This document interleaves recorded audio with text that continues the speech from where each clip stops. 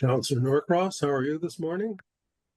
All right, we are beginning the meeting. All Peter. rise, please.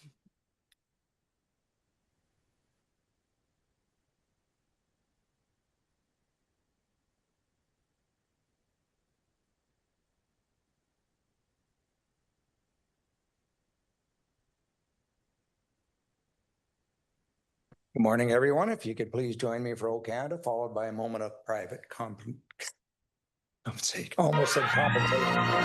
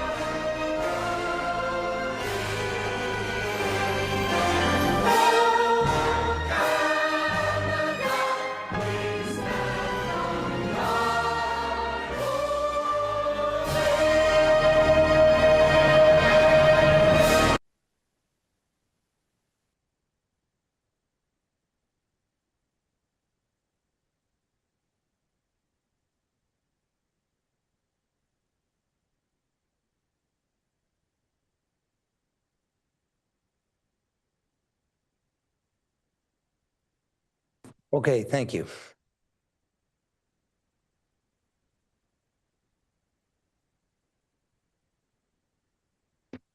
Not sure why I had compensation on my mind this morning. It's not on the agenda and I don't want to go there.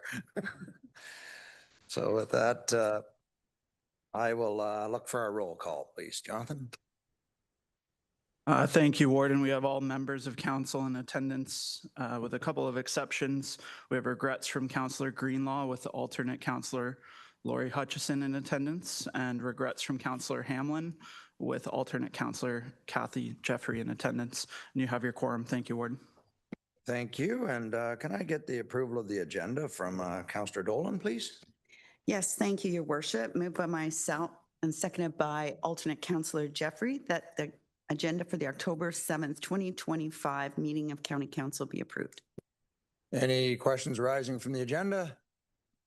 Not seeing any, so got to remember to look online too. All in favor? That is carried. Thank you. Do I have a disclosure of pecuniary interest by anybody? Not seeing any. If you find yourself in that situation later, please declare it at that time. Presentations and delegations, we have none. So the consent agenda. Councillor Burkett, please. Thank you. Good morning, Your Worship. Through you, moved by myself, second by Councillor Norcross, that the Council Communications and Proclamations September the 23rd, 2025 to October the 6th, 2025 have been given due consideration be received. Any questions arising from the proclamations? Not seeing any. With that, all in favor? That is carried. Thank you. The adoption of the council minutes and confirmation of the committee reports. Deputy Warden, please. Good morning, Your Worship. Moved by myself, seconded by Councillor Locks, that the following minutes be confirmed and adopted and the Committee of Whole reports confirmed. County Council minutes, September 23rd, 2025. Proposed County Official Plan Amendment, Public Meeting Special Council minutes, September 23rd, 2025. Committee of the Whole report, September 23rd, 2025, and the Committee of the Whole confidential report, September 23rd, 2025.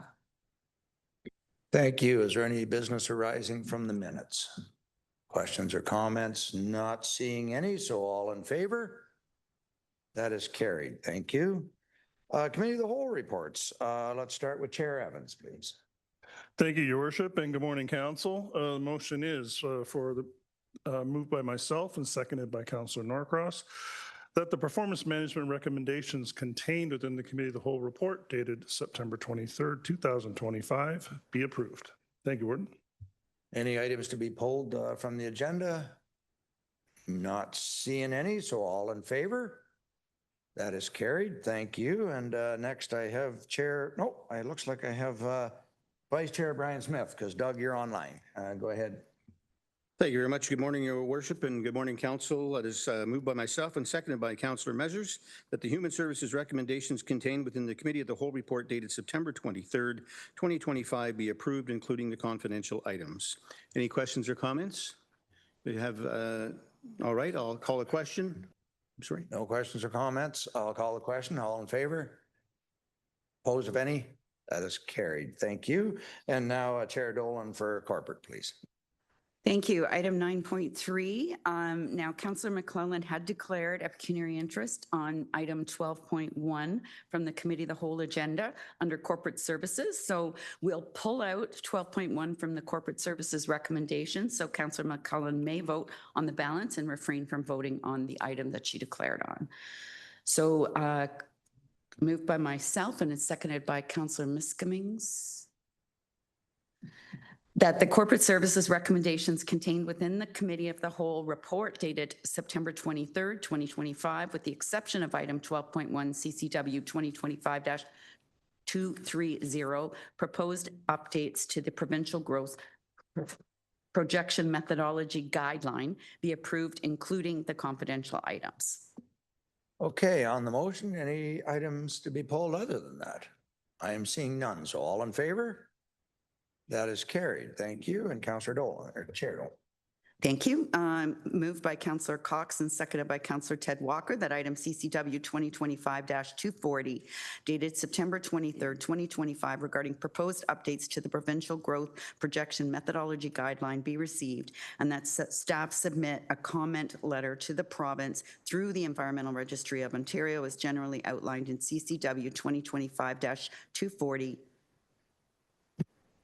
You pulled the longest one that was on the agenda. Any questions on this item? All in favor? Opposed, if any? I'll also make note, Councillor McClellan did not vote. So presentations and considerations of special committee reports. I'm seeing none. Presentations and considerations of county officers' reports, we have none. Notices to which notices have been given, we have none. I do have a notice of motion. Councillor Leduc. Thank you, Warden. That council respectfully requests the Deputy Warden give consideration to voluntarily resigning for the role of the remainder of the term to avoid any potential perception of a conflict given the ongoing nature of the City of Barrie proposed boundary adjustments discussion. And I would then further ask Warden if we could actually forego the procedure bylaw to deal with this today. So I guess from what I'm understanding, then you would be looking for a motion to deal with it today as opposed to reading the notice. So I think you're allowed to speak on why, but there'll be no debate. You'll need a seconder for that request. You can speak on the reason why you need it today, but there is no debate on that issue and it will require 60% majority, 66%. So do you have a seconder for that motion first, Councillor, to deal with it today? I'm looking for a seconder if there's one out there. Okay. Councillor Dolan has seconded. Okay, Jonathan will read it first. So it's been moved by Councillor Leduc and seconded by Councillor Dolan that the requirement for notice in accordance with Section 21 of the Procedure Bylaw 6703 as amended be suspended to allow the notice of motion introduced by Councillor Leduc to be immediately considered at the October 7th, 2025 meeting of Council. And that's on the floor. Thank you. Can the councillor speak to the reason of the urgency or limited only to the why it's so urgent? Yeah, your Warden, I wouldn't want this to drag on any longer than it has to, so that's why I feel that it should be addressed today. Thank you. So then I will look for that for the motion. All in favor? We'll have to get a count here.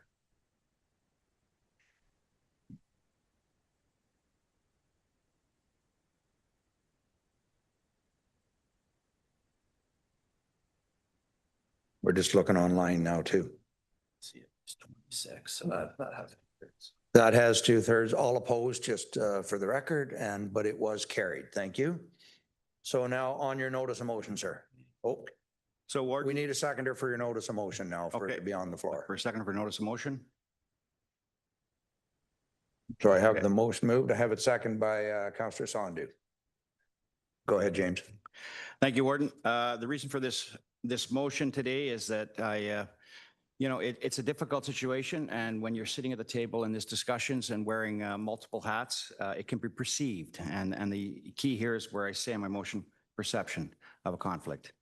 And at this point in time, I think it's in our best interest to actually ask the deputy warden to step aside, because it is her community that she's dealing with, and I would suspect that she should focus on spring water as her main priority, and the county send another deputy warden if needed to the negotiations. But that's my reason for this, Warden. It's more of a perception when it comes to such a difficult situation. This is going to cost a lot of people throughout the county. So whether it's just spring water and oral being dealt with at the table, it does impact the whole county. So I was just looking to see if that was something that this house would support. Thank you. Any other comments on the notice of motion? Councillor Dolan. Thank you, Worship. In my opinion, one of the most difficult things that we learn as a councillor, as a mayor, deputy mayor, or any other governance boards you sit on is fiduciary duty. It's a difficult concept that your loyalty goes to the board that you're sitting on. And in my opinion, the deputy warden could teach a class in fiduciary duty. You might all recall when we had a organics processing facility that was requested to be in Springwater Township, that was the best location for it. I would suggest if that was our municipality, most of us would have balked and argued against why it shouldn't be in our municipality. She, with her county hat on, took the flack from her residents and accepted the position of this body. So we are always going to be asked to make a decision. Sometimes what's best for the county is not best for what our municipality is. And the other reason I would vote against this is just because I think it sets a dangerous precedent.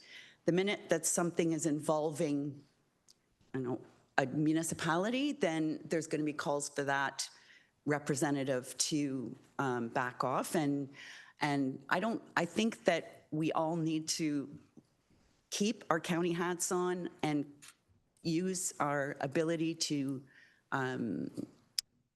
just to learn from each other, but also to always look at the fiduciary duty and the hat that you're wearing on that particular day. Thank you. Thank you, Councillor Miskimins. Thank you, Warden, through you. In addition to what Councillor Dolan has said, this motion talks to integrity. And you're calling into question our deputy warden's integrity, and I think that's wrong. We all wear two hats in our roles here. We know which hat we're wearing at any given time. I also feel like this is also calling into question the warden's judgment. The warden, as far as I know, has never sent our deputy warden to talk about any of this annexation. He knows the rules. He knows what's right. You're calling about this perception of conflict. There is no conflict here. Deputy warden knows what her role is at any given time and what she's representing, and to call this into question sets a very dangerous precedent. Anything that's happening in any of our communities basically says we should all abstain if we allow this to go through, because it could all be considered a conflict and council would not function here at the county of Simcoe. So I personally will not support this, and I think it's, quite frankly, in poor taste to even bring this forward. Thank you. Thank you, Councillor. Councillor Cabral.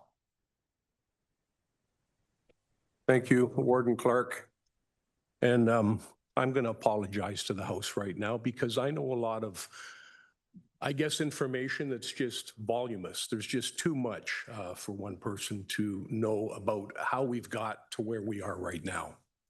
And while the county has been part and partial to the boundary expansion since 2024, negotiations were going on long before that.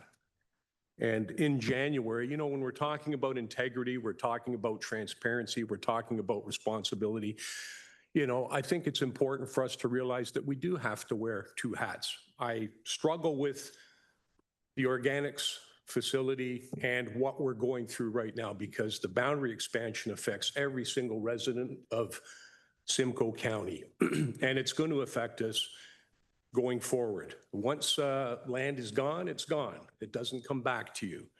I think the piece here that I struggle with the most is that there were several meetings way back in 2023 that were taking place specific to boundary expansion, negotiations with, and discussions with the city of Barrie. One meeting was on January the 19th, and Oro-Medonte was invited to that meeting. And at that meeting, there was a discussion about, I guess, the YMCA and some other things that were going on. And I have an email that confirms this information.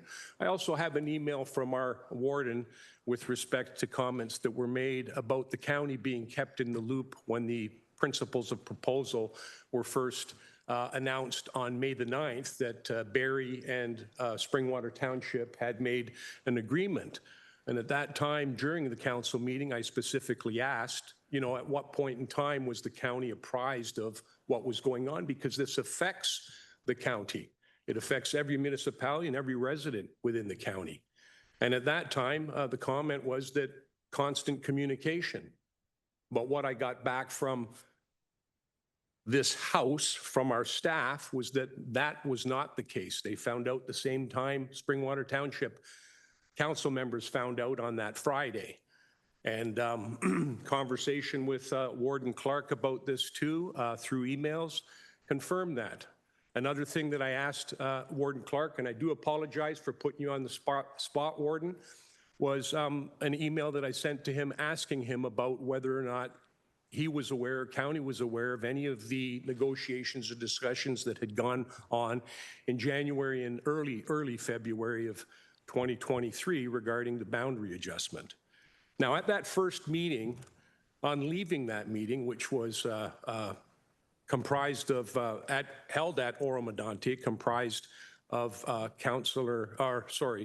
Mayor Coughlin, Mayor Nuttall, Mayor Greenlaw, and Deputy Mayor Lavoie, was a discussion about conservancy lands and a discussion about some work out on Highway 93 that involved Oro-Medonte. I don't know the exact, something maybe about the YMCA and possibly seeing about servicing that area.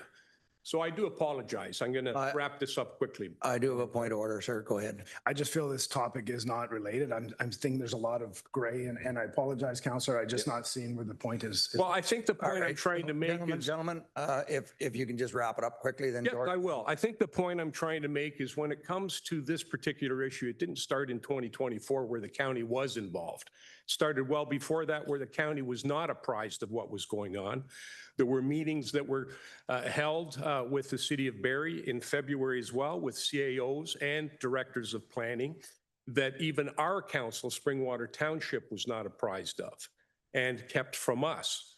It was also kept from this house. So what I'm trying to say is at that point in time should have been when our warden or deputy warden should have taken the opportunity to apprise this house of what was going on and what her role was.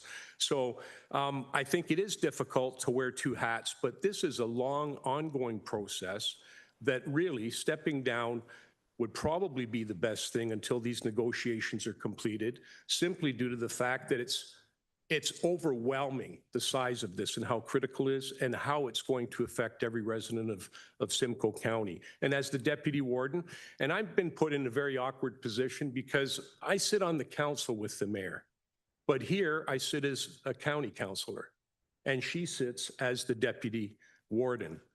And that is a conflict that I think would have been best resolved by stepping down back in 2023, or at least letting this house know that those were the negotiations that were taking place at that time. Thank you. Thank you. I have Councillor Evans and then Councillor McClellan. Thank you, Warden. I'll try and carry on from that. I'm going to preface my discussion here. I hope they'll discuss, I got a little bit of both to touch on. Mine, and to me, is perception versus reality.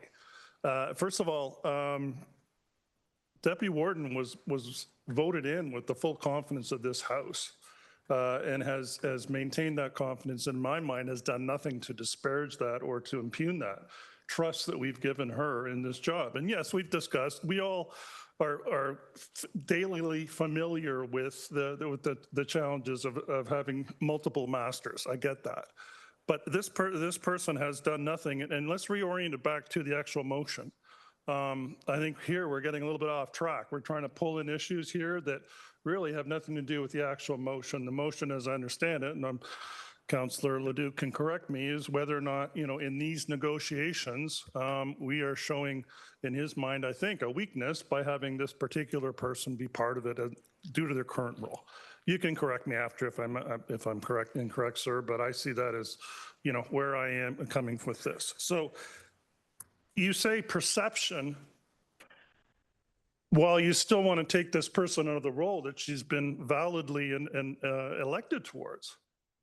Sir, I think you're naive and somewhat delusional if you think that the public or anybody else is going to realize that, oh, well, we may think there's something wrong, but we're going to make sure we do something concrete and pull her out of that job and because we think something might happen. No, I'm sorry. That's impugning that person's character and causing long-term damage where I see nothing for that. To wrap it up a little bit, and Councillor Cabral was mentioning about specific issues, that's fine. But I have not seen any specific issues.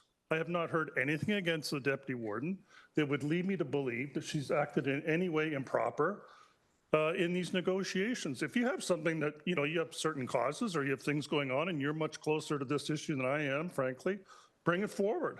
Be transparent. We'll deal with it. But right now we're dealing with the issue of the motion in terms of the deputy warden continuing in her current role. And at this time, I see no reason to change our current course and act on this motion. So I will leave it at that. Thank you. Councillor McKellen. Thank you, Warden. I'd like to start by saying I believe there is no conflict here. By the logic in this motion, we should all resign. Because here at the county, we wear our county hat and we act in the greater good of the entire county. So we would all have to resign because we all have to make decisions on our own municipality and others as well. I find this motion very inflammatory and accusatory. I think it's malicious. Here's why. We have a tool that we can deal with this. If we truly think there's a conflict at play, we go to the Integrity Commissioner. The Integrity Commissioner looks at it through legal eyes with precedent and brings back a decision. Deputy Warden was democratically elected into her position, acclaimed twice, mind you, acclaimed twice. And now we're saying maybe she can't do her job as mayor, maybe she can't do her job as, I find it very malicious. So absolutely will not be supporting this motion and find that, I don't know if someone just needs some extra attention or what's going on here, but I find this intensely inappropriate. Thank you. Thank you. I've been mentioned a few times here, so I am going to say something. This is a big issue, but it's not the only issue. Yeah, it's taken up a lot of my time, but we have social housing. We have the homeless camps. We have paramedics that we deal with. We have governance. We have waste management. And I rely heavily on the deputy warden. This is just one issue. And it's always been my process. The first thing, if I can't make a meeting, I turn to the deputy warden. If the deputy warden can't represent for whatever reason, then I go to my governance committee and I try and find somebody else, or I go to somebody in the House. So I've put things in place to protect myself. Colin and I have had many discussions on this, and some of them heated because we agree to disagree, but she's representing her municipality. So then I would send an alternate other than the deputy warden on this particular file. But it's only one of many files that we deal with here at Simcoe County. So I won't support the motion because I know I've worked with this deputy warden on many of these files across the county. This is just one of those files that I will have a different alternate if the case comes that I cannot attend those meetings. So I had Councillor Bell and then Councillor Miskowitz. I'll be really quick. I don't think there's anything wrong with Councillor Leduc. We often disagree, but I think that's a fair, perception is one thing to everybody, right? And I think that him trying to protect the reputation of this House and bring that up is a fair discussion. I think it's a great discussion we're having here. There's a lot of ways you can look at this. I have never seen any reason to believe there's a perception of conflict of interest for this situation. So I can't support the motion as it stands. I would expect that the warden and the staff wouldn't expect her to go in the role of a deputy warden to a meeting regarding something so important to the township and the county, that would be a conflict. It would definitely be perceived if she attended that. So I think that it's up to her to make that decision and the warden to make those decisions, and then we have to respond accordingly to those. So at this time, I can't support it. And I've come full circle back to you, Counselor, then I'll call the vote. Thank you. Thanks, Warden. Through you, at the time of call of vote, could we ask for a recorded vote, please? I do have, sorry, I have some folks that haven't spoken. I've got Sandu and then the deputy warden and, Counselor Smith. So we have some new speakers. Go ahead, Counselor. Thank you, Your Worship. I seconded this motion because last meeting and between this meeting, I hear lots of chatters, which is just a chatter amongst many of the members of this House. But when it comes to time, I thought that discussion needed to be had in public, on record. Not necessarily that I support this motion, but it was very important to have this discussion. So it's dealt with. I have no question about the integrity of our warden, deputy warden, sorry. And if we go with the perception, that perception applies to all of us because we wear two hats in our roles as county councillors, as our individual roles at our municipalities. And there's many times where we make decisions here that affect the county residents and also the residents of our municipality. That perception can be had at that time too. So in my mind, this was a very important discussion and needed to be had and open, but I am not in support of this motion. Thank you. Thank you, Deputy Warden.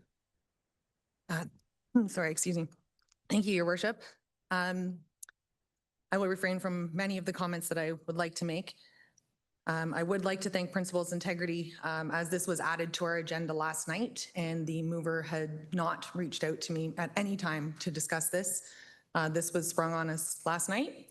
Principals Integrity was able to get back to me with their finding or their report, and they are of the view that there is no conflict of interest for myself or any members of this House pertaining to this issue. I would have appreciated a conversation. I would like to thank the members for the opportunity to act as deputy warden, and I would like to thank the warden for not once in these negotiations have I ever found myself to be in a position where I needed to even figure out which hat I was to be wearing. The warden and staff have always, in these negotiations, appreciated that I'm at the table as the mayor of Springwater. So thank you for that. I have Councillor Brian Smith and then I think Councillor Norcross online. Yes. Thank you very much, Your Worship. You know, as I sit here and listen, I can see concerns from both sides. I understand it. And you know, often when we look at the Integrity Commissioner and the rules around, you know, what it is we do, it talks about, you know, either a conflict or a perceived conflict. And I've always struggled with that because what does perceived mean and perceived by whom? And so I find that that's very difficult to overcome. You know, everything we do in this House has either a positive or a negative effect on every citizen in this county, depending on how each citizen perceives what our decision is. It doesn't mean it's wrong. It means they agree, they disagree, or they have a reason to not agree with what we've done. I think it's a very, very slippery slope. Should we decide that we want to have any member of this House step down because of a situation like this, because we're in conflict every day we sit in this House with our own municipalities. It's just that simple. And it's entirely up to us, and as the Integrity Commissioner and the acts read, you know, it's entirely up to the individual to determine whether or not they have a conflict of interest or a perceived conflict of interest. Or pecuniary interest. And I have all the faith in the world, first of all, in our warden and in our deputy warden and in every member of this House, whether we agree or disagree. And there are members in this House that we all know I fundamentally disagree with on things. But I have every belief that the decisions they make in the best interest of the county of Simcoe. And so based on that, I can't support this. I was going to actually ask Deputy Warden Coghlan, had she reached out to the Integrity Commissioner for this, for any advice or information. I'm glad to see that she has. And if the Integrity Commissioner has indicated that there's no issue here, then I think this whole discussion is a moot point. Perceived conflict of interest, perceived by whom? And why do they perceive that? We'll never know, and it's not our decision to fix or not fix what someone might perceive. So based on that, your warden, I want to again indicate I have the utmost respect for every member of this council. I have the utmost respect for you, warden, and for our deputy warden and the abilities of everyone here to carry out the job that we're tasked to do. Thank you. Thank you. Councillor Norcross, please. Thank you, Your Worship. To Councillor Smith, well said. I think you took about 3/4 of my lines, but I do want to reiterate, because I think it's very important. It was said earlier by somebody, this land swap that's going on, the housing that's going on, affects every member municipality. It affects all of us. So if we go down this route, then none of us will be able to sit on any of these committees and make any decisions, because ultimately it impacts all our municipalities. Sometimes at a greater level, sometimes at a lower level, but we're there. So I cannot support this motion. Thank you, Your Worship. Okay, if I'm seeing no further hands, and I'm not, then I will call, recorded vote was requested, I believe, so I will look to my clerk, and I think it was Councillor Miskimins requested the recorded vote, was it? Yes. Thank you, Warden. So the resolution in front of members at this time is that council respectfully requests that the deputy warden give consideration to voluntarily resigning from the role for the remainder of the term to avoid any potential perception of a conflict, given the ongoing nature of the City of Barrie proposed boundary adjustments discussions. It was moved by Councillor Leduc, seconded by Councillor Sandu. A request for a recorded vote was called by Councillor Miskimins. We'll start with Councillor Miskimins and go through alphabetical order. If you could please indicate yes or no. Councillor Miskimins. No. Councillor Norcross. No. Councillor Norris. No. Councillor Prost. No. Councillor Rawson. No. Councillor Sandu. No. Councillor Brian Smith. No. Councillor Michael Smith. No. Councillor Snell. No. Councillor Van Staveren. No. Councillor Walker. No. Councillor Anderson. Against? Councillor Bell. No. Councillor Burkett. No. Councillor Cabral. For. Deputy Warden Coghlan.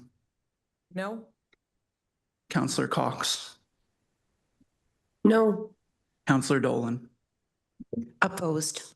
Councillor Evans. No. Councillor Fowler.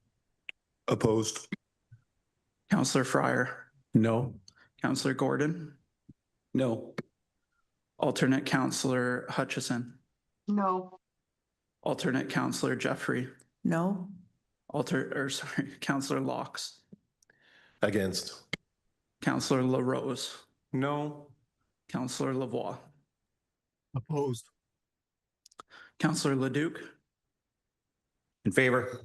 Councillor McDonald. No. Councillor McClellan. No. Councillor Measures. No. And finally, Your Worship. Opposed. Warden, that's a weighted vote of 11 in favor, 134 against. So that motion's defeated. Thank you. So now I will move on to closed session, which we have none. Consideration to bills, we have none. We have no bills. I guess we have confirmatory bylaw we'll have later. I do have a bunch of announcements today. After the adjournment of the Committee of the Whole today, I'll invite each of you to join me for a quick photo opportunity as we cut the ribbon and officially open the archives. Although we had to postpone the celebration last time, we're looking forward to getting together over there. And even if it's outside, I'm looking forward to standing in the rain. It's been so dry this summer, so I'm not sure if we're inside or outside.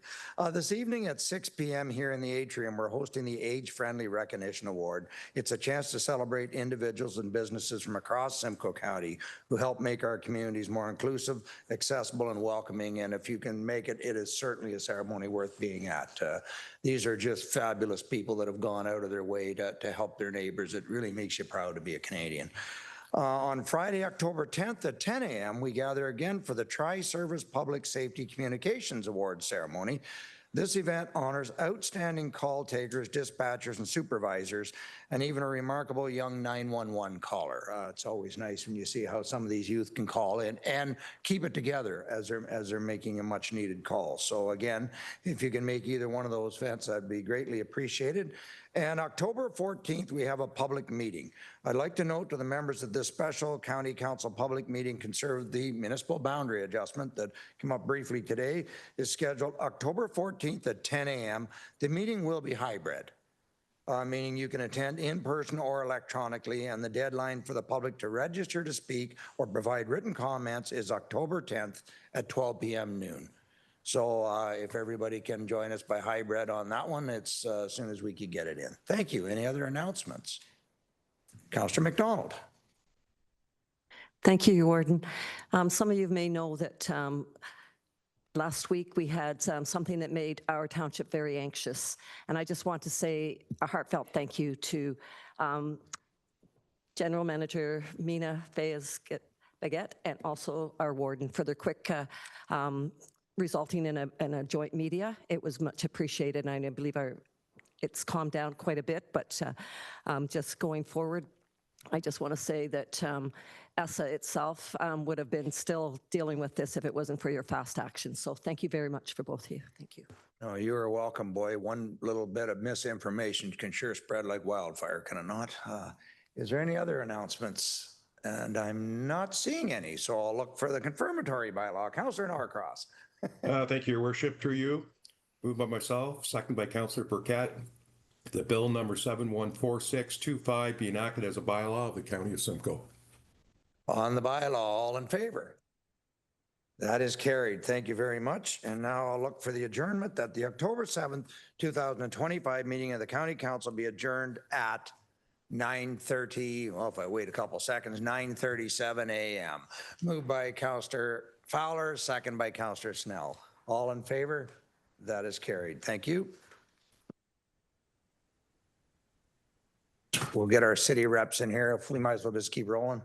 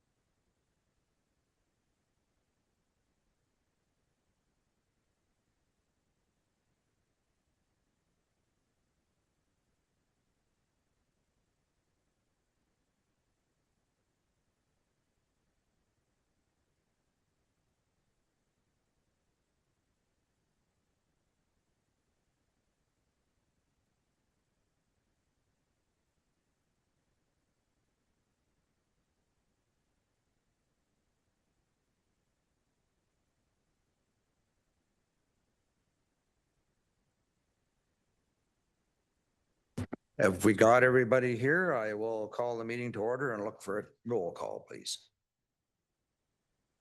Thank you, Warden. In addition to the members present at council, I think we've lost alternate Councillor Hutchison. She's currently absent. And we're joined by the city representatives, Aurelia Councillor Durnford, Aurelia Councillor Fallis, Aurelia Mayor McIsaac, Barrie Councillor Nagusi, Barrie Councillor Rietma, and Barrie Mayor Nuttall is currently absent. And you have your quorum. Thank you, Warden. Thank you, Jonathan, and I'll look for the approval of the agenda with Councillor Dolan, please. Thank you. Moved by myself and seconded by Councillor McClellan that the agenda for October the 7th, 2025 meeting of the Committee of the Whole be approved. Any questions arising from the agenda? I don't know of any changes, so all in favor? That is carried. Thank you. Do I have a disclosure of pecuniary interest by any member of council? If you find yourself in that situation later, please declare it at that time. So presentations and delegations, all sections, we do have one, and I believe I have Rebecca Sarfati is here today. I hope I got your name right. Rebecca, last minute change. Come on down. You're our next contestant on the County of Simcoe agenda.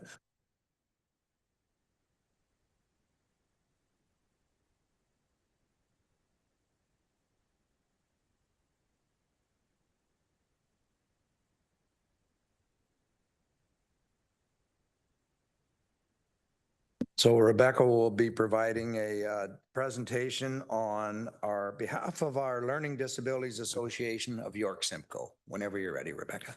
Hi, good morning, everyone, and thank you for giving us the opportunity to present today. My name is Rebecca, as I've mentioned. I'm coming here today to represent the Learning Disabilities Association of York Simcoe. I should do it myself, right? Okay. So basically, our vision is to assist individuals with learning disabilities achieve their full potential. And we are a non-for-profit charitable organization established in 1976. We're turning 50 next year. And one of the reasons of being here today is that we became York Simcoe in 2023. And since then, we've been doing lots of efforts to benefit people with learning disabilities in the region. It has been difficult, being that we are in Richmond Hill, so the distance is complicated, but we do try to do our effort to serve the Simcoe community the best we can. We provide programs and services to assist individuals with learning disabilities. You might ask yourself, what are learning disabilities to start with? So, sorry. Learning disabilities are neurological disorders that affect the ability to process and understand information, leading to challenges with skills like reading, writing, math, and organization. You might think because it's learning disability that only affects kids at school or at learning environment. No. Learning disabilities are lifelong disabilities that are not necessarily related with intelligence, but are different in brain functioning. It's something you will live your whole life, and it affects, it impacts academic and daily life. Some of the most notorious learning disabilities are dyslexia, dyscalculia, dysgraphia. All of those affect the way people function in their whole life, work, studying, even in relationships. Some stats that to highlight the importance about learning disabilities that usually are overlooked is that 1 in 10 Canadians have any one type of learning disabilities. And 30 to 45% of students with LD also experience ADHD. Creating a big problem for their daily living. And 96% of Canadians also report at least one other disability besides the learning disabilities. 68% of youth with learning disabilities report mental health challenges, which is one of the biggest things we encounter that affects work, and again, studying and having a social life. Okay. Some of the programs we provide for children and youth support our learning social and emotional development to educational supports. We have tutoring, we have social skills program, we have camps to provide safe and inclusive environment for all people, well, in this case, children and youth with learning disabilities. We have some testimonials also from people who have received services. For adults, we have support for the parents, for adults with learning disabilities that include counseling, job preparation, support groups, and helping parents navigate, because this is a navigation situation for many. It's extremely complicated for kids, especially with dual diagnosis. So October is Learning Disability Awareness Month. That's why we're here today, to raise awareness, to bring the issue to everyone, to make an understanding, to support people with learning disabilities, which usually are overlooked. Their challenges are usually overlooked. So we will be celebrating by informing, like presentations like this one. So all of you on the council can go with a little bit of more information that they had already about learning disabilities. What can you do? Help us do the same. Raise awareness, share with your areas, with your communities. It's again, I have to stress out that 1 in 10 Canadians have learning disabilities. Sorry. Can I play this? Did you know that 1 in 10 Canadians have a learning disability? Learning disabilities are lifelong differences in how the brain processes information. They can affect reading, writing, math, and daily problem solving, but they're not a reflection of intelligence, effort, or motivation, and they certainly don't define a person's potential. October is Learning Disability Awareness Month, a time to celebrate strengths, share knowledge, and break down stigma. Here's how you can get involved this month. Share campaign graphics, posts, and facts. Host events or awareness activities. Advocate in your community. Encourage your networks to reach out to us for more information and resources. Don't forget, October 15th is Learning Disability Awareness Day, a day to shine a spotlight on strengths, increase understanding, and show support. Awareness helps communities empower children and youth with the tools and opportunities to thrive. You can make a difference. Learn more, share stories, and support programs that will help people with learning disabilities succeed.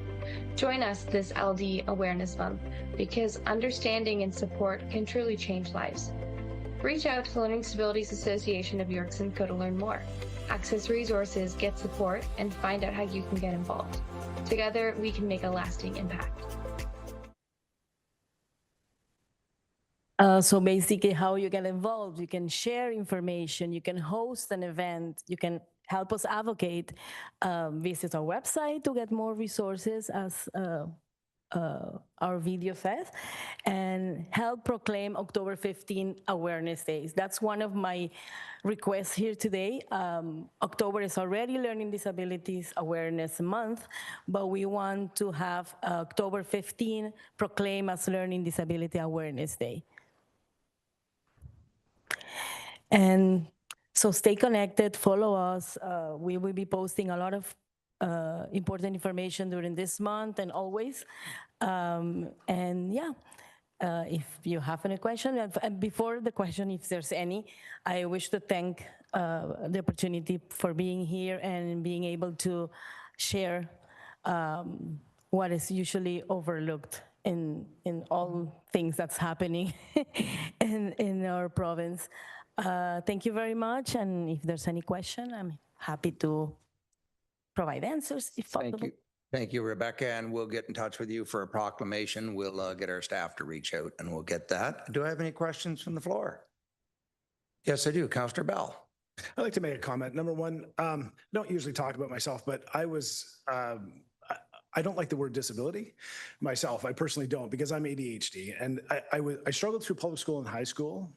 50s, 51, just got through, made it to college, and they actually diagnosed me and gave me some tools and helped me. I graduated in the top 3 in my class with 4.0 grade point average and went on to university. So this is important. So I encourage everybody to take it seriously. Thank you for highlighting that, because that's exactly our purpose. People with learning disabilities with the proper support, they're definitely able to thrive. Councillor Cox. Yeah, through the chair, I would just like to thank you for bringing forward this presentation. This is a very important issue. I worked in the education system for years, and people need to understand, and I really like that whole thing where it came in, you don't disabilities. And that is absolutely a wonderful statement. I don't know who came up with it, but it was very good. And I just wanted to thank you. Thank you so much. Other comments? Let me check online. I'm not seeing, oh yes, Councillor Snell. Thank you, Your Word, and through you. Looking at your website, under outreach services, it mentions that you offer complimentary online workshops and speaking opportunities. Do you promote that strategically through our municipalities to our libraries and all of our social channels to help get our communities tapped into your services? Yes, we actually do presentation at schools when possible. We try to have those because that's the school system is the first place where you identify somebody with a learning disabilities. We do with schools, and we also try to be at the community itself, like going to farmers market, to events, share information. Actually, the reason I'm here is because I met a deputy mayor that invited me to apply to come to the presentation at the farmers market. So we are trying to be as visible as possible to be able to provide more information. People have a lot of misunderstanding on what learning disabilities are. So it's about, again, raising awareness about what it is and what families can do to support kids, youth, and even adults. Follow up, go ahead. Thank you. Just a quick supplemental. I can appreciate you have such a massive geographical area to cover, so it's really hard to physically be present in all of our communities. So I just encourage you to use our resources, as we have direct contact to our residents. So through our libraries, through our community centers, through our communication channels, we can definitely help to be an ally in getting our residents connected with you. Thank you. That's exactly the main reason of being here, to ask you the help and support to promote what we do and raise awareness in this month especially, and of course the proclamation for October 15, so we can reach more people and be able to help more people. Thank you. Thank you. Any other questions or comments? I'm not seeing any, so thank you very much, Rebecca. Great presentation. Thank you so much. Thank you for having me. Okay, now we will roll into our Human Services. Vice Chair Smith, please. Thank you very much, Your Worship. And again, good morning, everybody. And just a quick note that Chair Measures is with us, but he's with us from his office because he's wearing two hats today that he has to exchange very quickly. So here I am. So please bear with me. So under Human Services, we do have the following consent items that have been given due consideration and received. And the three list items are listed there. Could I have a mover and a seconder for this, please? Moved by Councillor Van Stavern, seconded by Councillor McDonald. Any questions or comments on these items? Councillor Snell. Thank you, Chair, through you. Just reading through the minutes of the County Housing Corporation Board, it's identified where there's unit turnovers of 84 so far, which is 4.6%. And that one of the issues, and this is a common issue that property management companies experience, is the accessibility or access to contractors and consistent showing up of contractors and pricing and all these types of things. So has there been consideration or conversation about developing that internally and not having to be relying on third parties? Because internally we can not only control down to the linear square foot of unit turnover cost, but we can also then purchase bulk materials, whether it's taps, lights, flooring, and store it in our own materials, take advantage of bulk savings. Thank you, Councillor Snell. I'll look to Councillor Fayez-Baguette for the answer to that. Through you. Sorry, General Manager. Bit of a promotion or maybe a demotion. Through you, Chair Smith. Councillor Snell, thank you for the question. We do that already. So we actually, our unit turnover program has a few stages of how we do it. And part of it actually is we work with different smaller vendor contractors, and we allot a certain amount of units dedicated to those vendors so that we are our turnover rate stays within a certain period of time, like 30 days or less, which then allows us by the service manager mandate through the Housing Services Act to be able to flip it within the 60-day allotment rule and not lose the revenue. So there is a lot of preemptive work done by our superintendents on site when someone's already given notice, get the small things out of the way. And then once the unit is vacated, then those teams that have been pre-assigned to the different buildings or allotment can go in and do the work. Part of that program, actually, we actually work with a social-based enterprise, the Community Builders Program, and they have one of the contracts there. In terms of bulk purchasing, we do that as well. So on site in most of our community housing buildings, we actually stock supplies. So again, try to purchase that bulk and then leave them in each of the buildings. As a unit comes up, you can bring in that material and turn it over. And then we have a pre-qualified list of contractors for the painting and the different electrical work and things like that. So in our opinion, I think it's pretty efficient in the way it's done. Always room to grow, of course. I know we've talked about piloting different smaller unit turnover projects to see if we can do something faster. So those often come up in pilots or things like that, or if we're pitched an idea, we'll try to pilot it first before we roll it out. And that's something we bring to the board. So yeah, I think from an operational standpoint, it's pretty tight. I know last year was a very high year of unit turnover, an unusually high year. So in this year's 2025 budget, we budgeted based on last year's projection. So we're on pace and within budget right now. All right. Any further questions on any of these matters? Seeing none, you've heard the question. You've heard the question. I'll call the vote. All in favor? Any opposed? That motion carries. Moving on to item number 6, 6.1, Early Learning and Childhood Care Funding and Growth Update. We do have a motion that item number CCW 2025-262, dated October 7th, 2025, regarding the Early Learning and Child Care Funding and Growth Update be received, and that the elements related to receipt of the update funding for early on child and family centers and potential child care workforce innovation funding, as generally outlined in item CCW 2025-262, be approved. Could I have a mover and a seconder for this, please? Moved by Councillor Snell, seconded by Councillor Fowler. Any questions or comments on this? Seeing none, I'll call the question. All in favor? Opposed, if any? That motion carries. Moving on to item 7.1, It Takes a Village video update, and I'll turn this over to General Manager Sinclair. Thank you very much, Mr. Chair. Good morning, everyone. I'm very pleased to introduce our next video in a series, It Takes a Village. Today's video series highlights some of the good work happening in our adult day programs. We own and operate 2 from Penetang-Machine and Elmville, and we partner with the VON, who operate from 2 of our locations as well, in Collingwood and in Beaton. Thank you.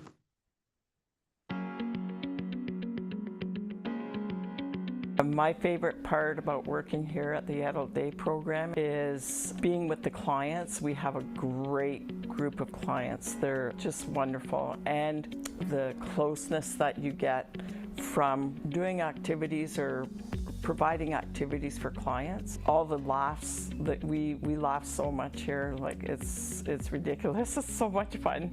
I find that it's important we're working with aging populations because they can definitely be overlooked in society. And it's really awesome having a place that we can create these relationships and have them do activities. You know, we can have fun, we can chat, we can do a bunch of different things that they want to do and don't necessarily have a place for. It provides lots of support for the elderly. They can come here and have a fantastic day playing games, having lots of fun, and it gives them a sense of home. I enjoy coming in here. I look forward to it. To meet the guys, these guys, all the people, they're always happy, and it's good. They treat us well. My favorite thing to do is crokinole. It requires you to concentrate on your shot, and you have to be aware of what the different colors are and how much they count, so you always try to count the most.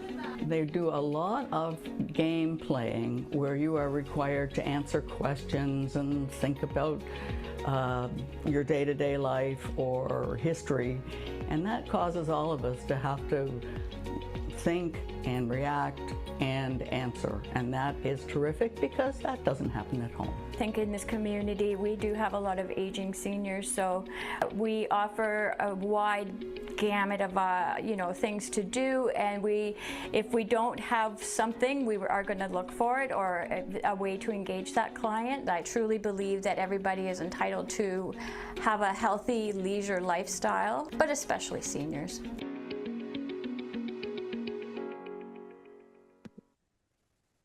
What a great video. Heartwarming as always. Good to see so many younger people in that video working with the elderly. And, as I look around this room, other than the ladies, there's a lot of gray-haired men. So we're getting there. So it's good to see that our future looks bright. Any questions or comments on that video? Councillor McDonald. Thank you, Chair. When we think of our seniors, they were always the building blocks of our community. And now to be able to have some programs that are suited for them, because one of the things that we do as we age, we lose that mobility, but we also are lonely. So when we have this all together, that will help them with their brain power, just by their mobility, and just to be able to go home and be happy, and at least they've talked to someone during the day. So I just want to say thank you to Jane and General Manager Jane Sinclair, and to all of your staff that put this on, because it does take a village also to help our seniors to have those great years in the end. So I think that's marvelous what you're doing. Thank you. Thank you, Councillor McDonald. Any other comments? All right, seeing none, we'll move on then to item number 8 in Human Services, other matters for consideration. And 8.1 is the Affordable Housing Advisory Committee report. We do have a recommended motion that the recommendations contained within the Affordable Housing Advisory Committee report dated October 2nd, 2025 be approved. Could I have a mover and a seconder for this, please? Moved by Councillor Fryer and seconded by Councillor Cabral. All in favor? Opposed, if any? And that motion carries. We now move on to items, other items for consideration. Are there any other items for consideration today? Councillor Snell? Sorry, through the chair, I wanted to ask a question in regards to the affordable housing piece. Is that still available? There wasn't an option of asking questions. I'm sorry, Warden, I didn't hear you. I said you blew through that one pretty quickly there. Absolutely. Yeah, go ahead, Councillor. Thank you very much. I appreciate that. First of all, excellent work by staff bringing forward the 10-year strategy. Very, very important and essential guidance for each of our communities. During the meeting, there was some really great discussion around encampments, and we were informed as a committee about a new portal that's coming that will be a great tool in us tracking live data as our communities work through those processes. And I just wanted to give General Manager Fayez Baguette an opportunity to educate the rest of the House about this exciting portal. Please and thank you. General Manager Fayez Baguette. Thank you through Chair Smith to Councillor Snell. Yeah, our team's been working on a portal tool for all of our member municipalities in the 2 separated cities to allow all their bylaw enforcement officers and teams to be able to document what they're seeing and who they're engaging, and layering in our own outreach and engagement information so that you have more live, up-to-date, geo-placed information. And this will be an internal-facing tool. So this won't be a public-facing tool, but an internal-facing tool to help us better plan and make decisions moving forward. And then there'll be a corresponding public-facing one that is less likely to identify people, because there are privacy considerations depending on the size of how many people are staying where. And the idea here is just constantly continuing to give updates. It was a bit of a learning when we had the very short turnaround to apply for encampment funding in December of 2024. We had 26, I think, 14 days or something like that to put in the application. So there was a lot of quickly trying to gather information. So this helps us keep live, up-to-date information, helps every town and the separated cities make critical decisions, and they're fully informed on their decision making. So yeah, that we're about a month away from, we're just in testing phase, but our teams have been working directly with town staff and city staff across the county, gathering information to build it. Thank you, General Manager. That's great news. It's going to help each and every one of us in our communities with respect to this. Anything further from anyone else on this? Councillor Gordon. Thanks. Just a quick injection. After reading some disturbing news yesterday in the Aurelia Today publication about some ongoing issues at our new build in Aurelia, about concerns about quite rampant crime and prostitution, and there's been a death there. I mean, there's deaths in every building, but there's a lot of things going on, and there was a real negative portrayal of the county's housing, our brand new flagship building there on West Street. I'm just wondering, I did see responses published about some of the logistical issues through the landlord tenant. We have to follow the same rules as any other landlord. I'm just wondering if maybe give a chance for Mina or his team to just share some of the struggles they're having there, if there's any lessons learned, and maybe just assure the public, both in Aurelia and in other communities that are looking at similar builds over time, that we have a capacity to manage this, and that the unavoidable reality is even criminals, drug dealers, prostitutes, the like, need to live somewhere.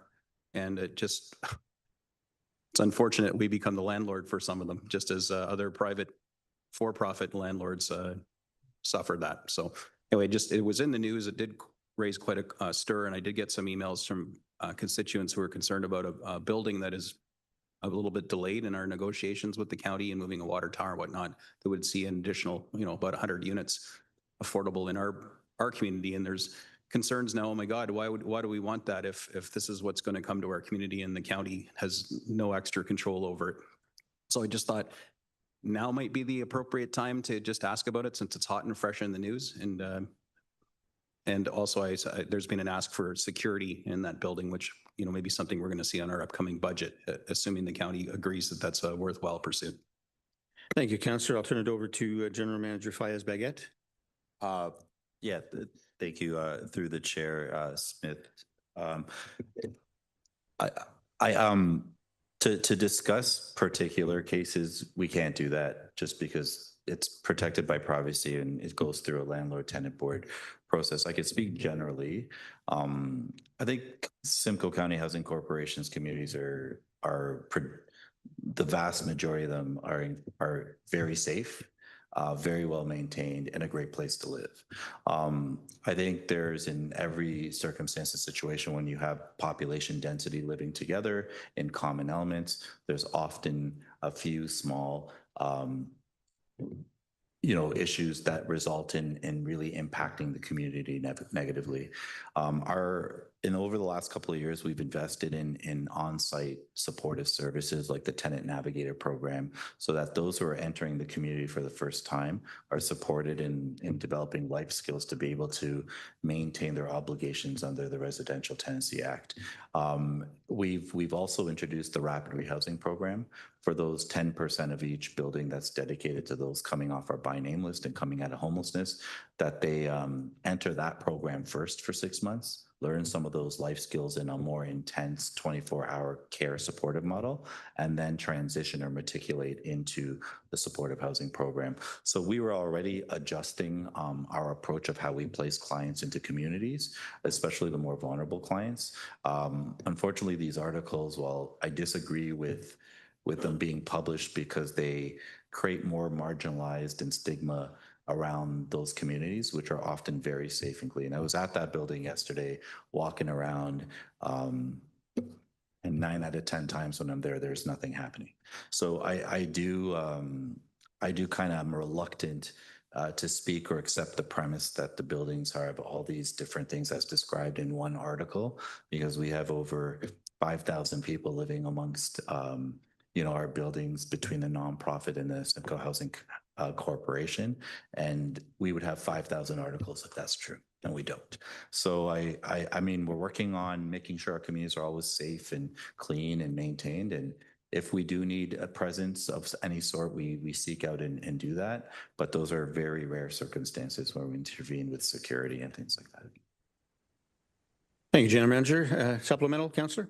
Yes, thank you. That's encouraging. And many of our communities are host and have been for decades to Simcoe County Housing, and they operate relatively frictionless in our communities. There's always something, but I mean, we have all kinds of those same somethings happening in regular housing too that's not operated by the county. So thank you, General Manager, for being able to just speak to something like that that's live in the issue. I have one more. It's not really related. It's actually another good news story. This morning, I had occasion to listen to Mayor McIsaac on CBC because people have been asking, well, if Aurelia is number 2 for homelessness and Midland, I believe, is number 3, when is Aurelia likely going to call a state of emergency to get some access to the same services that we saw the county provide to Barrie? Now, Barrie's rationale for calling a state of emergency, I think, is pretty clear to people that watched what has happened in Barrie thus far. But it was super reassuring to hear from Mayor McIsaac. I think it's right here behind me. Yes. So maybe I should let him to speak to it, but that a state of emergency is not something that needs to be called right away. We're not at that point either in Midland or in Aurelia. It's from the sounds of it, because all the services that were extended to City of Barrie during their call were already available to us right now without having to make that declaration. So that was really reassuring to hear. Of course, if things change, I know Mayor McIsaac's watching closely. His community is more impacted by the homeless population than Midland is, but we certainly have our fair share as well. So we're all kind of taking the watch and wait approach. But I have been asked and pressed by members of the community, well, why wouldn't I declare one as well? And, you know, quite frankly, after my eyes finish rolling on my head, because it just isn't like that bad in Midland. There are people that if they see any type of homeless activity or anytime there's a criminal activity going on in downtown, they immediately want me to hit the red alert button. So I just wanted to give a shout out to the county and to those that are watching and following along that a state of emergency, while it does have its place and use for unlocking some targeted funding and other supports in the province, isn't the trigger to get the county involved to help, as they've already been doing so diligently with homelessness prevention and dealing with encampments. So I don't know if that's more of a statement or a question, GM, but it was reassuring to hear. Thank you, Councillor. And I think we're all dealing with this in all of our communities to one extent or another. And declaring an emergency is a decision that is made, I'm sure, not lightly by any of us. And we're all watching it very closely. And to your point, Councillor, our staff here at the county do a phenomenal job in making sure that the services required are available if people wish to use them. And so we couldn't be more proud and happier with the outcome of that. Are there any other items for consideration here? Seeing none in-house and none online, Warden, I'll turn it back to you. Thank you. There is an in-camera item 13.1 of the confidential file today over a community services lease. Does anybody feel the need to go in? Yes, we would like to go in camera to discuss it, so we will do so. And the city reps are welcome to this as well. So we will go in camera. So I will look for a motion that the Committee of the Whole resolve in a closed session at 10:12 under the authority of the Municipal Act, Section 239(2)C, a proposed or pending acquisition or disposition of land by a municipality or local board. Moved by Councillor Michael Smith, second by Councillor McDonald. All in favor? That is carried. So we will wait until we get set up in camera.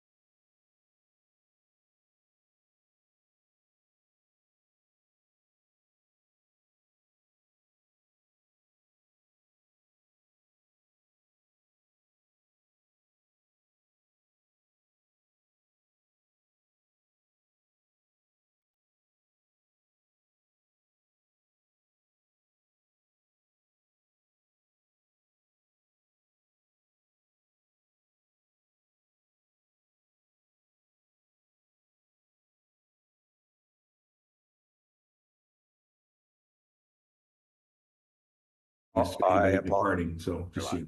Thank you. Okay, you're leaving at 11. Thank you, sir. And so we are live now, so why don't we take a break till 10:45? Do the report. Oh, you want to do the, oh, sorry. Jonathan wants me to read that one report that we just passed. So give me a second here and I'll find it. And this was moved by Councillor Cox, second by Councillor Bell. The direction in camera and recommendations contained within confidential item CCW 2025-267 dated October 7th, 2025 regarding a proposed or pending acquisition of land by a municipality or local board be approved and voted upon in accordance with section 239(6)B of the Municipal Act. That was voted on and carried. So thank you, and we'll reconvene at 10:45.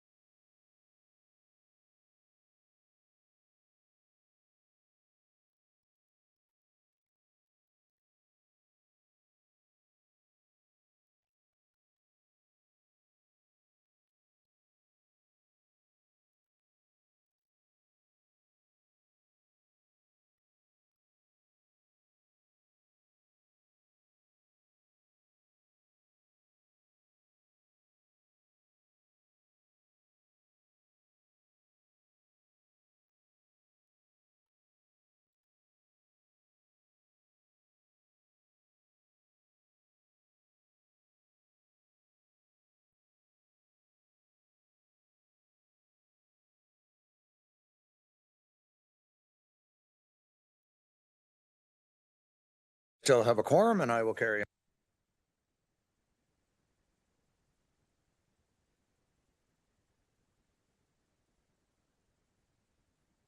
on. Warden, you do have a quorum. You may continue. Thank you. I will carry on, and I believe it's corporate services now with Chair Dolan. Thank you, Warden Clark. So we are back on item 9, which is corporate services consent. There is one item on today, which is the update on the recycling transition. It was only added to the agenda yesterday, I believe, due to some late breaking information from Minister McCarthy. So because maybe some of you hadn't had the opportunity, I would ask Jim Elliott if we could have a little update review on the item. Thank you. And thank you, through you, Chair Dolan. Staff always regret having a walk-on report, but in this case, we only received the correspondence from the ministry last week. We felt it was really important to get this in the hands of council. You could understand some changes that are now on the table in regards to, or at least some, I'll say some backstepping when it comes to the Blue Box transition program. But we've got our director, Rob McCullough, here. I'm going to ask him to maybe give you some highlights about the history and how we got to where we are today, specifically as it relates to the ICI sector. Thank you, and thank you through the chair. Again, apologies for bringing this on late, but it was only confirmed. We were starting to hear rumors of this early last week, and then we got it in writing on October 1st from the Minister of the Environment, and shortly thereafter from the PRO, which is the Producer Responsibility Organization, Circular Materials, representing a couple of other pros at the same time because they have the largest share. If I could break it down I can't break it down in simple terms because much of the information is complex, but with respect to IC&I, it's pretty straightforward. Essentially, IC&I, which industrial, commercial, and institutional sources have always been deemed ineligible for recycling. They're essentially, as part of the actual legislation, are not covered by it. We have gone to the government on numerous times to try and, at the very least, allow us to pay for the cost of the management of recycling from this sector. To put it in perspective, we've got just under 6,000 IC&I locations in the county. We are currently collecting actively from about recycling and waste and organics from about 2,100 of them. So through the county, we're talking about 2,100 locations. We currently pay Miller to do the collection and pay our share of the cost of processing. So we're paying out of pocket for this now. We've never been really covered for this. All we've asked, and it seemed that our suggestion was actually went through and was developed, and I last reported to you, I believe, on this in CCW 2025 report number 188, when we'd heard a number of amendments had come through. One of the amendments was that the government was recommending to the PRO, the Producer Responsibility Organization, that they allow just exactly what we asked the province to do, was allow us to pay for their full cost coverage for IC&I, and then that material would have been able to be collected. When we reported to you, we got very good direction from council, including a confidential memo that basically gave us the top dollar we could use in negotiating with them before coming back to council if it was higher than that. A number of other municipalities didn't go through the steps. The pros are blaming, in some respects, municipalities for not being able and ready to negotiate. If that's one of the things you're hearing, just know that that wasn't our position. We were ready to go. We were calling them. We were emailing them. We want to meet and we want to negotiate that. That never happened. We weren't hearing back. So essentially, there was supposed to be a meeting for all municipalities with the PRO. It was delayed twice. It was ultimately held Thursday, just after this letter came out. And two major things with respect to this came from it. Both are covered in this report. One is that the ministry said they'd heard from the pro. The pro didn't feel that there was a path forward for the negotiations, and since it essentially wasn't covered by the legislation, have said they're unwilling to go further. There's a huge number of rationalizations by the pro as to the reasons for that. I'm not going to speak to my thoughts on the intent of it, but the province basically passed that on, said they were disappointed, but essentially allowed that to happen because the legislation didn't require them to do it. So what that leaves us with is we've got 2,100 locations that will be serviced from us up till January 1st, and then recycling will not be collected from them going forward. Our garbage and organics, our programs for garbage and organics will continue to be provided to that IC&I sector. We're a little worried that we're going to see a lot more garbage in the recycling in the garbage in that sector, but that is something we thought was possible. So we actually did do a survey, an audit of those locations this summer, and found the amount of recycling in the garbage. I believe it was in the report. I believe it was something like 19% of the garbage was made up of recycling. We'll watch and see how that changes as we go forward. It's unfortunate, again, excuse me, that the pop can that's generated at a hair salon is not going to be acceptable, despite the purchaser of that paying fees for recycling for it. Similar to the sort of situation in the unserviced multifamilies that I feel is even more unfair because they are covered by the legislation, and the province gave them a free pass on those apartment buildings not to provide curbside collection for them for another 5 years.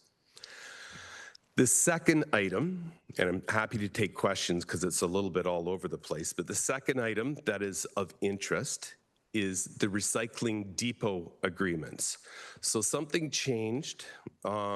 We had previously said we're not willing to host recycling depots for unserviced units at the county because we would have had to have separate containers, one for eligible and one for ineligible. And the number of eligibles are only about 500 units that don't get curbside service. Those on a lot of seasonal properties on islands and roads that aren't maintained to the standard we can send the truck down. That has changed. They have said we can combine it, but they will only take care of the tonnage that is responsible for eligible units. We can combine it and pay them a price for the rest. So we are in negotiations for it. We have asked numerous questions, and it's hard to call it negotiations when the other side doesn't get back to you. So we're basically asking a bunch of questions to understand what it would be. They've sent us a pro forma agreement, which is over 40 pages long, just to host a recycling depot at our location. So I am hearing from other municipalities that many municipalities are not going to consider doing this. Essentially, we're looking at losing about $2 million in direct funding for our recycling depots that we received in 2024 and 2025. And we're going to get if we sign the agreement that they're asking to, I can't get into the dollars and cents, but basically it's an order of magnitude less that they would like to fund us to basically fulfill their responsibility, because it's required that they have depots for this. They would like to rely on us. They've already sent a warning shot across the bow, that being the pros, that should the municipalities not agree, they're going to basically say to RIPRA, we can't fulfill this because municipalities aren't playing ball. So I'll just warn you in advance, that's what is likely to come if we can't come to agreements. We hope we could come to agreements. We would like to continue to accept material from eligible sources. As you know, what we've said up till this point is that recycling will have to come at a cost when residents bring recycling to us.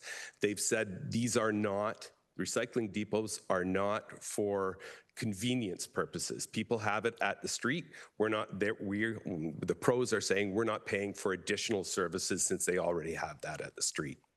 It's going to be a tough negotiation. I don't think we know the output of that yet. There's too many unanswered questions. So we'll come back to you when we get more information.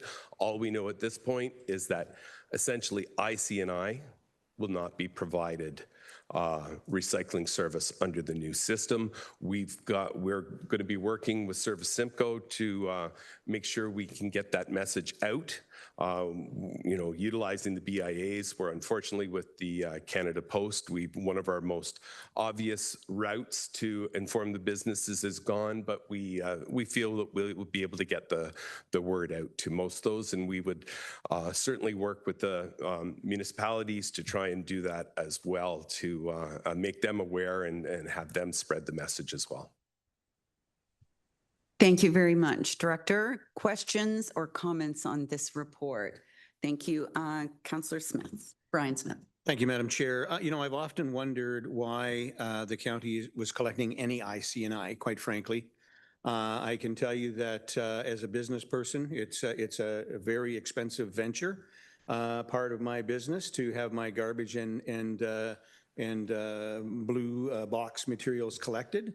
So I just like to know, how did we get to this point where we started to and continue to collect certain ICI, but not all, or we didn't simply say to all ICI, no, the response, it's a cost of doing business, you need to look after it. Director? Through you, Madam Chair, when we took over waste collection, direct control of waste collection from the member municipalities, it was a program that basically we took responsibility in 1990 and 1991 at the county level, but the member municipalities continued the collections on our behalf. So there was essentially 16 different collection contracts that were beginning to be amalgamated in the early 2000s. And when we took that forward, there was we needed to get to standardization. There was very different programs in each municipality. Some provided it to every property, some only provided it to residential, some provided it to downtown cores, BIAs, some didn't provide that. So it was all over the map. So we came back to council, couldn't even tell you what year it was in, but especially in 2008 is when all the contracts were together. It was prior to that we had some standardization requests. What we decided at the time, and I still think makes sense, is that provided an IC&I location was generating recyclables and waste in the quantity similar to a single-family home, the most practical way to collect it was using the same system that was already going down the street collecting from residential. So is at that point going forward from 2008 that's been in place, that the same restrictions apply to set-outs at a single-family home as to an IC&I location. And I think that's the reason you see that there's, well over, let's call it 6,000 IC&I locations, and we're only collecting from about 2,800 of them.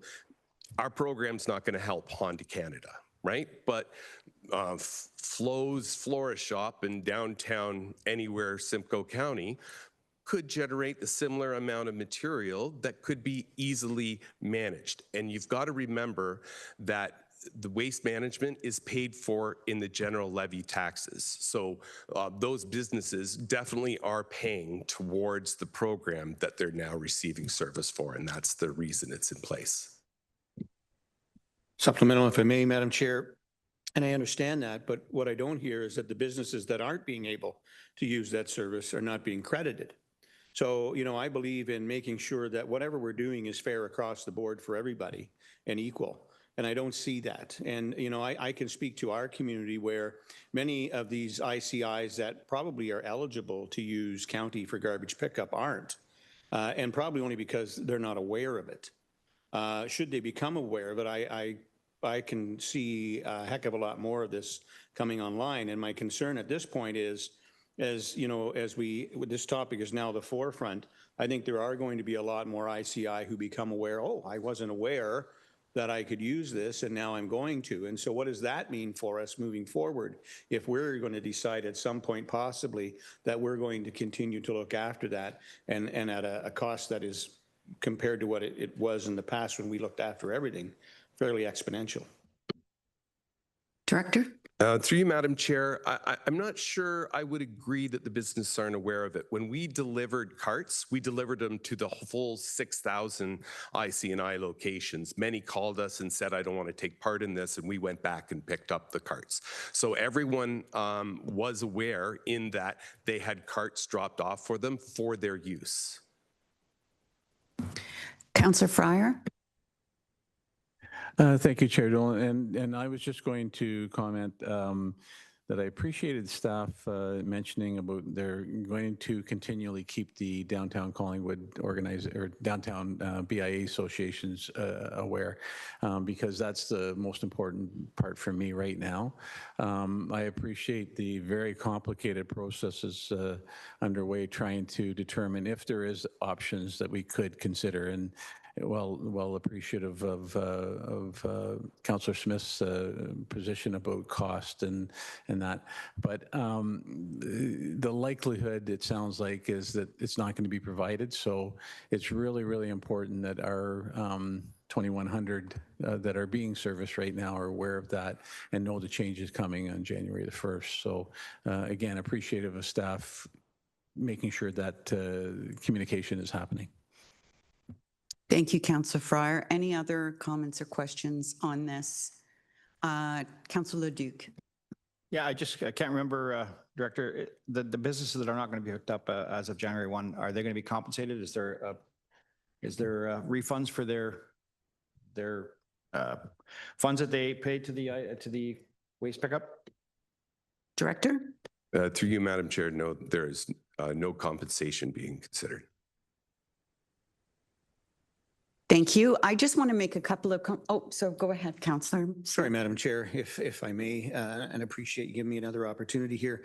You know, I understand fully the concern here, especially with the BIAs in downtown cores.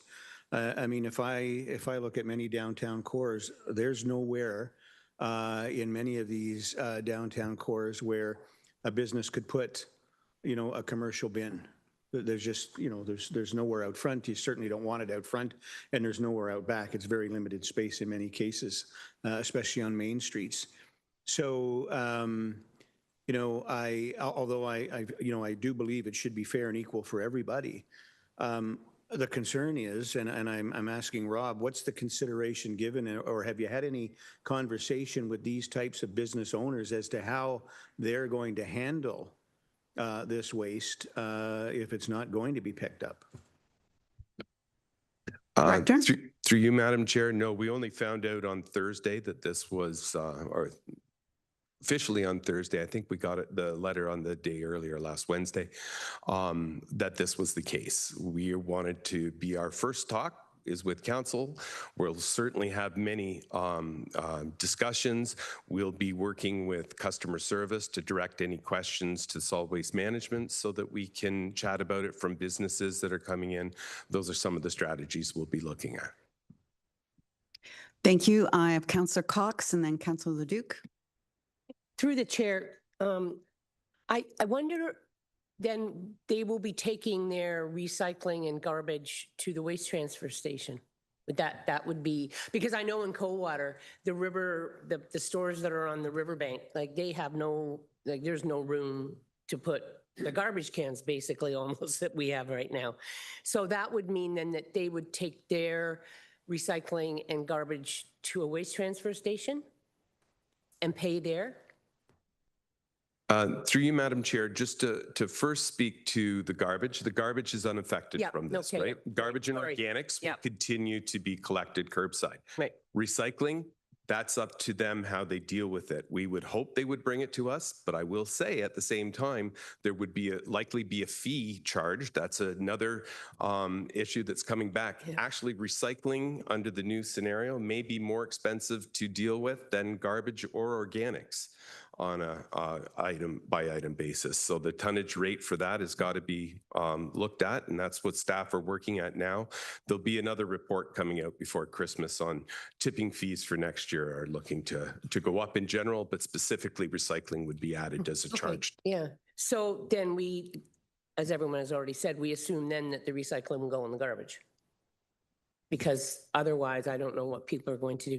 And the other ones that are affected, just to clarify, are food banks, libraries, Yes. municipal offices, Municipal offices, food banks, churches, right? places of worship, that sort of thing. Yeah. All right. Thank They're you. all considered IC&I. Yep. Councillor Leduc? Yes, thank you. And I meant to ask a second question.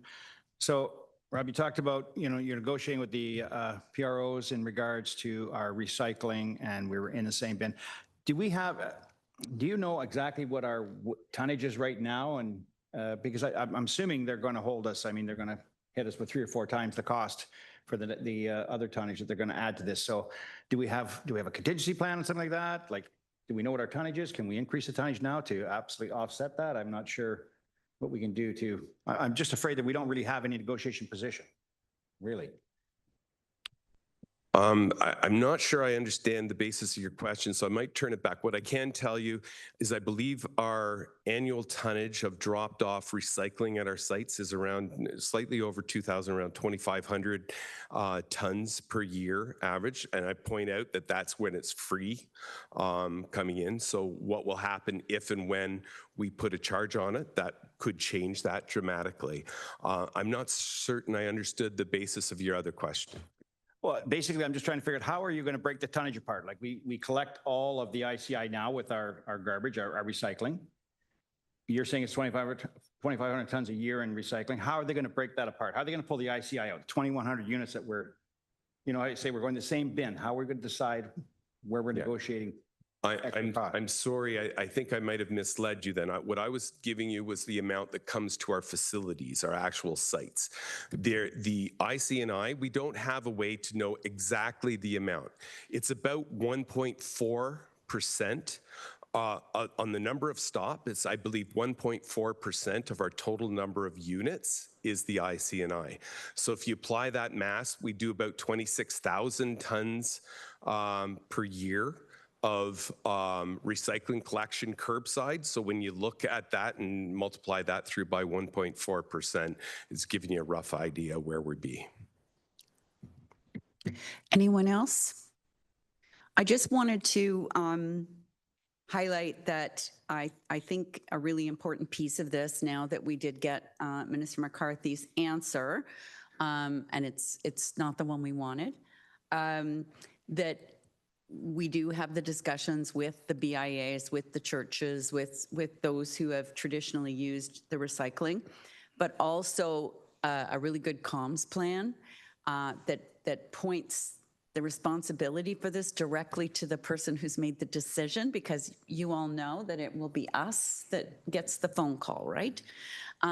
So that's a big piece of it, is the communications, and also communications to the local municipal customer service front desk teams, because again, people call the townships and the towns when they're interested in talking about garbage. So I think it's really important that those folks have a clear understanding of what is going to change as well. And then my question, I guess, to you, Director McCullough, is this done? Like, has the advocacy stopped now? It's like, certainly from his tone, it's like, oh, this isn't this response that we wanted, but it's the response we got. So, oh, well, nothing we can do. Wash our hands of it? Or are we still continuing advocacy for this sector?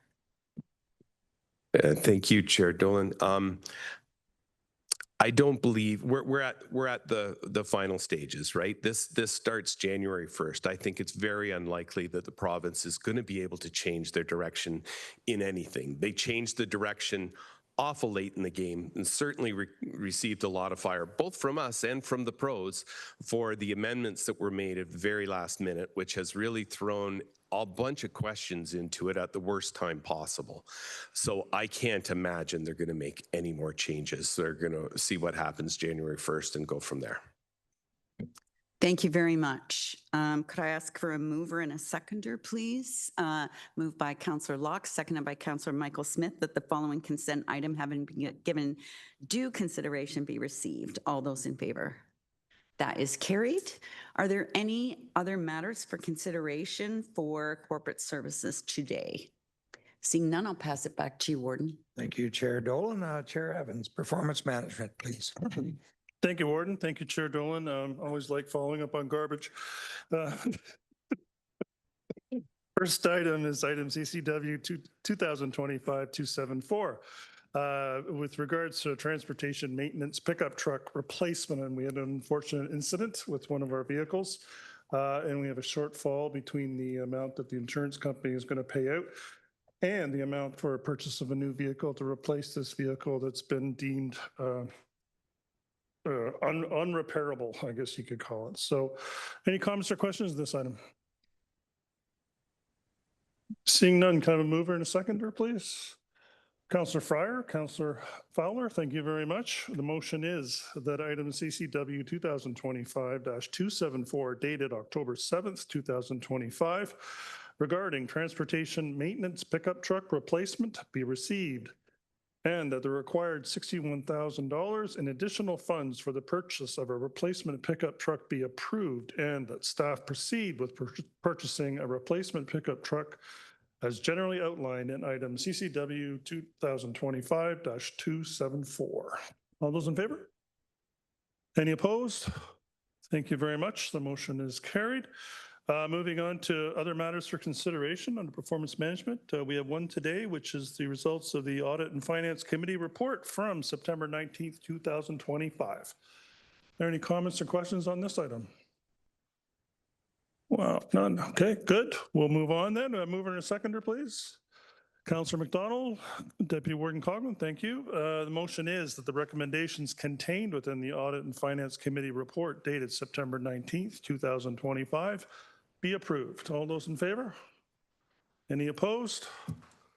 Thank you very much. That's it. Any other items for consideration under performance management? Seeing none, Warden, I will pass it back to you. Thank you. Thank you, Chair Adam. So we have one last in-camera item. Does anybody feel the need to go in camera? Not seeing any. So with that, then I will just read the motion that the direction in camera and recommendations contained within confidential item CCW 2025-268 dated October 7th, 2025 regarding a litigation or potential litigation, including matters before administrative tribunals affecting the municipality or local board, be approved and voted upon with accordance to section 239(6)B of the Municipal Act. Moved by Councillor Miskman, second by Councillor Michael Smith. All in favor? That is carried. Thank you. Now I will look that the October 7th, 2025 Committee of the Whole be adjourned at 11:14 a.m. Moved by Councillor Anderson, second by Councillor McDonald. All in favor? That is carried. Thank you. I guess we didn't make it at 11 o'clock next door because we put a waste management item on the agenda, but I guess it'll be immediately following. We'll head over, Jonathan. Archives for anybody that can make it. Thank you.